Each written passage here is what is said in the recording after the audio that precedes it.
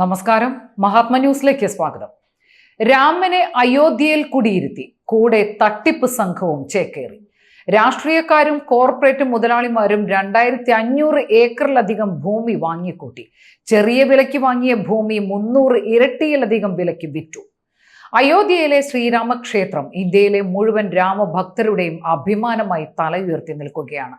ബാബറി മസ്ജിദ് പൊളിച്ചതിനെ തുടർന്ന് നടന്ന കേസിനൊടുവിൽ സുപ്രീം കോടതിയുടെ ഉത്തരവിന്റെ അടിസ്ഥാനത്തിൽ അയോധ്യയിൽ പുതിയ ശ്രീരാമക്ഷേത്രം നിർമ്മിച്ചു. ശ്രീരാമക്ഷേത്ര നിർമ്മാണത്തിന് സുപ്രീം കോടതി ഉത്തരവിട്ടപ്പോൾ തന്നെ ക്ഷേത്ര നിർമ്മാണത്തിന് ഒരു ട്രസ്റ്റും രൂപപ്പെട്ടു. അന്നു മുതൽ രാമക്ഷേത്രം നിർമ്മിക്കുന്ന അയോധ്യയിലേക്ക് കണ്ണെറിയുകയായിരുന്നു ലാഭക്കൊതിയന്മാരായ രാഷ്ട്രീയ നേതാക്കളും മുതിർന്ന ഉദ്യോഗസ്ഥരും കുത്തക കമ്പനി മുതലാളിമാരും. അയോധ്യയിൽ ശ്രീരാമക്ഷേത്രം പൂർത്തിയായി കഴിഞ്ഞാൽ അവിടെ വലിയ തോതിൽ ജനങ്ങൾ എത്തിച്ചേരും. അയോധ്യ എന്ന സാധാരണ പ്രദേശം ഒരു മഹാനഗരമായി വളരും. ഇത് മുൻകൂട്ടി കണ്ട തൽപര കക്ഷികൾ അയോധ്യയിൽ ചെറിയ വിലയ്ക്ക് കിട്ടുന്നത്ര ഭൂമി വാങ്ങിക്കൂട്ടുവാൻ രംഗത്തെത്തി. ഒരു ദേശീയ മാധ്യമം നടത്തിയ അന്വേഷണത്തിൽ പറയുന്നത് ഇങ്ങനെയാണ്: രാമക്ഷേത്രം സ്ഥിതി ചെയ്യുന്ന അയോധ്യയിൽ 15 കിലോമീറ്റർ ചുറ്റളവിൽ 2500 ഏക്കറിലധികം ഭൂമിയുടെ വിൽപ്പന നടന്നിരിക്കുന്നു. 2019 സുപ്രീം കോടതി അയോധ്യയിൽ രാമക്ഷേത്ര നിർമ്മാണത്തിനുള്ള തീരുമാനം പ്രഖ്യാപിക്കുന്നത്. ഈ തീരുമാനം വന്ന 2019 2024 ഇടയിൽ നടന്നിട്ടുള്ള വസ്തു കൈമാറ്റങ്ങളുടെയും തുടർ കൈമാറ്റങ്ങളുടെയും വിവരങ്ങളാണ് ഇപ്പോൾ പുറത്തു വന്നിരിക്കുന്നത്.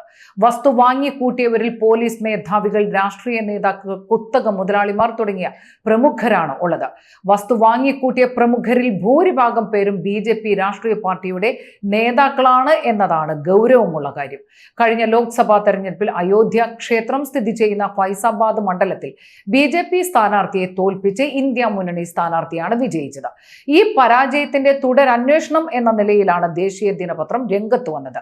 ആ അന്വേഷണത്തിലാണ് അയോധ്യയിലെ വലിയൊരു ഭാഗം ഭൂമിയും BJP നേതാക്കളും അവരുടെ ബന്ധുക്കളും വാങ്ങിക്കൂട്ടുകയും ചെറിയ വിലയ്ക്ക് വാങ്ങി വലിയ വിലയ്ക്ക് വിൽപ്പന നടത്തുകയും ചെയ്തതായി വ്യക്തമായിരിക്കുന്നത്.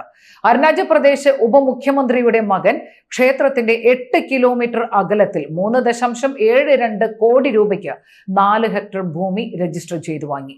ഈ വസ്തു പിന്നീട് 3 ഇരട്ടി വില വർദ്ധിപ്പിച്ച് വിൽപ്പന നടത്തി. ഉത്തർപ്രദേശിലെ DGP മാതാവിന്റെ പേരിൽ അയോധ്യയിൽ 10 ഹെക്ടർ ഭൂമിയാണ് വാങ്ങിക്കൂട്ടിയത്. ഗുസ്തി താരങ്ങളെ പീഡിപ്പിച്ചതിന്റെ പേരിൽ വിവാദ പുരുഷനായ ബ്രിജ്ഭൂഷൺ എന്ന BJP MP മകന്റെ പേരിൽ 1.25 കോടി രൂപയുടെ വസ്തു വാങ്ങിക്കൂട്ടി. രാഷ്ട്രീയക്കാർക്കൊപ്പം മത്സരിക്കാൻ ഇന്ത്യയിലെ കോർപ്പറേറ്റ് കമ്പനി ഉടമകളും രംഗത്ത് വന്നു.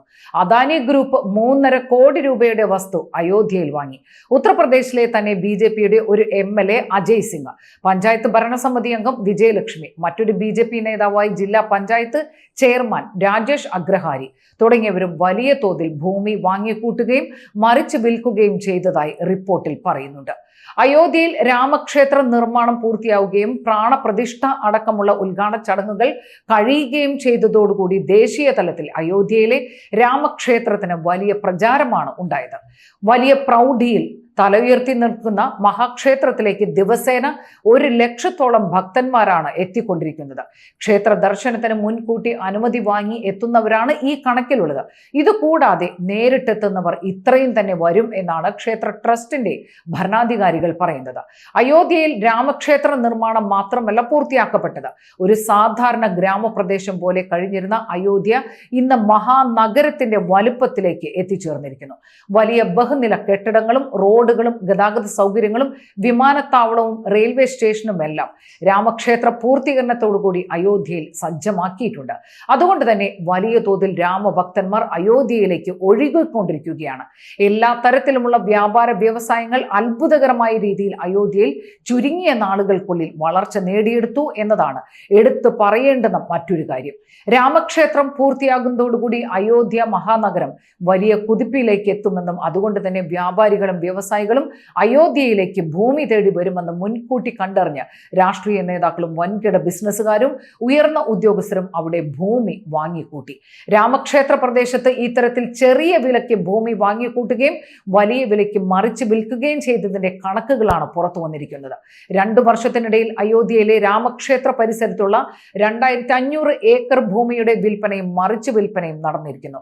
ഭാരതീയരുടെ ഏറ്റവും ഇഷ്ടപ്പെട്ട ദേവന്മാരിൽ ഒരാളായ ശ്രീരാമന്റെ പ്രതിഷ്ഠയാണ് അയോധ്യയിലുള്ളത്. സത്യത്തിന്റെയും നീതിയുടെയും ധർമ്മത്തിന്റെയും സാഹോദര്യത്തിന്റെയും പര്യായമായിട്ടാണ് ശ്രീരാമനെ ഹൈന്ദവ പുരാണങ്ങളിൽ വ്യാഖ്യാനം ചെയ്തിട്ടുള്ളത്. എന്നാൽ ആ ശ്രീരാമന്റെ പേരിൽ അയോധ്യയിൽ നടന്നത് 100 കണക്കിന് കോടി രൂപയുടെ വസ്തു കച്ചവട തട്ടിപ്പായിരുന്നു എന്ന കാര്യം പുറത്തു വന്നപ്പോൾ അയോധ്യയിലെ പാവപ്പെട്ട ജനങ്ങൾ അന്തം വിട്ട് നിൽക്കുകയാണ്. നന്ദി, നമസ്കാരം.